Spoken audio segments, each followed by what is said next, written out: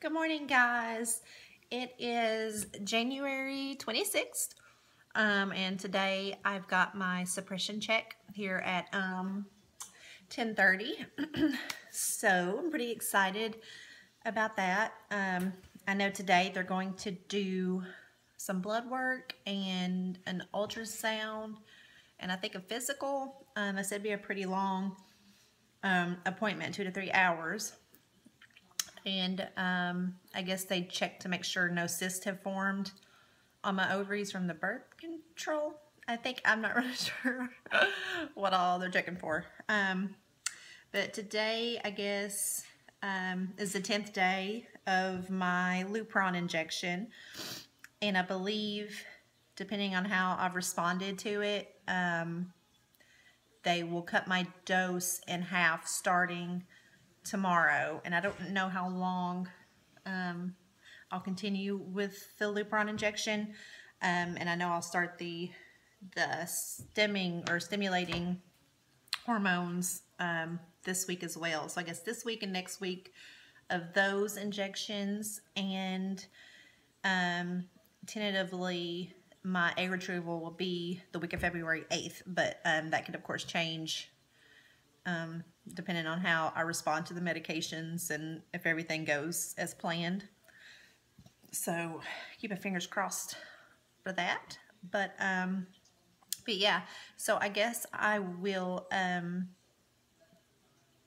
a little clip after my appointment and let you know how that went, and if my schedule or plan changes depending on whatever they see today, whatever they're looking for. But I guess that's it for right now. So I'll see you guys a little bit later today. Bye-bye.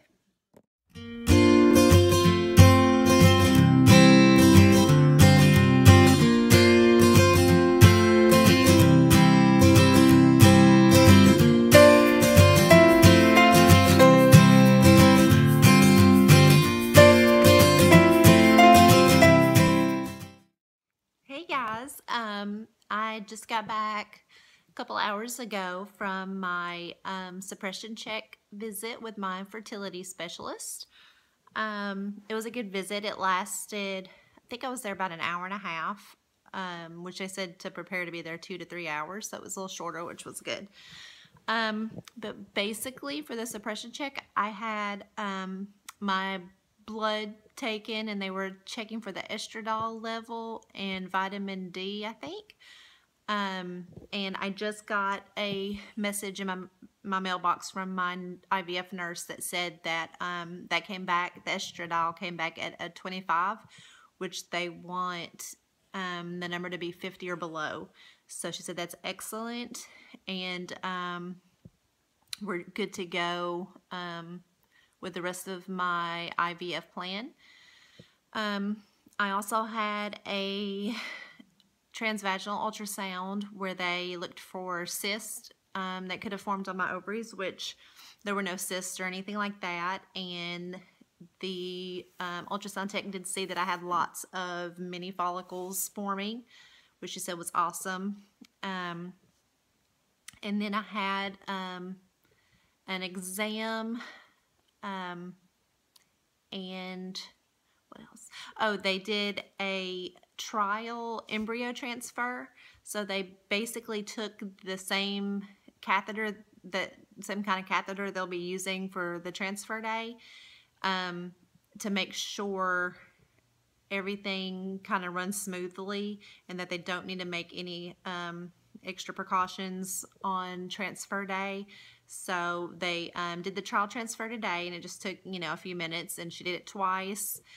And she was able to get the catheter in fine and all the way up to the top of my uterus with no issues whatsoever. And I didn't even really feel anything, which is good. So I'll know that won't hurt or anything because I wasn't sure. But everything went excellent with that too.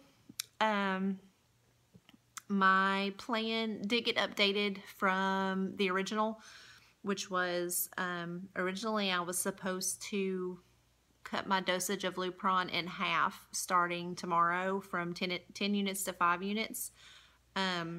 but she's going to go ahead and keep me on 10 units of Lupron up until I get my trigger shots. So I don't know exactly what the reason was for that. I didn't think to ask for some reason. I had so many other questions in my head at the time. I forgot to clarify that one.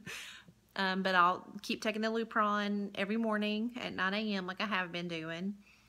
And I should have enough to make it to trigger shot, but if not, I may have to order another vial of the Lupron since I'm going to be using a little more of an amount than original. And then starting this Saturday, the 30th, so in 4 days, wait, 27, 28, 29, yeah, in 4 days, I start the Gonal F pin injection, and I can't think, the Menopur injection, and I'll do both of those at 9 p.m. at night because there has to be 12 hours between the Lupron and the other two. So I'll be doing the 3 injections. I'll do that Saturday, Sunday, Monday, Tuesday, and Wednesday morning I'll do my Lupron injection, and then I go in for another ultrasound and an estradiol level again, and that night I'll continue with my other 2 injections, and then that Friday, the 4th, I think it's a Friday, I will go in again for another ultrasound, another estradiol level, and she said just depending on how things look on the 2nd, we'll know if I need to come in on the 3rd or if I need to have a couple of more appointments after the 4th, just to see how everything's responding and how my body is responding, because she said everyone's different when it comes to that. So that, and let's see what else. As of today, no more heavy lifting of any sorts, nothing over 10 pounds. So Garrett's, my 7-year-old's gonna have to be gentle with me, I guess. No lifting, no alcohol from this day forward. And no, of course, no exercise or anything. I can do light walking, but I guess at this point on, or when I start the stem injections here in a couple of days, your ovaries swell up pretty big, and you're aware of them.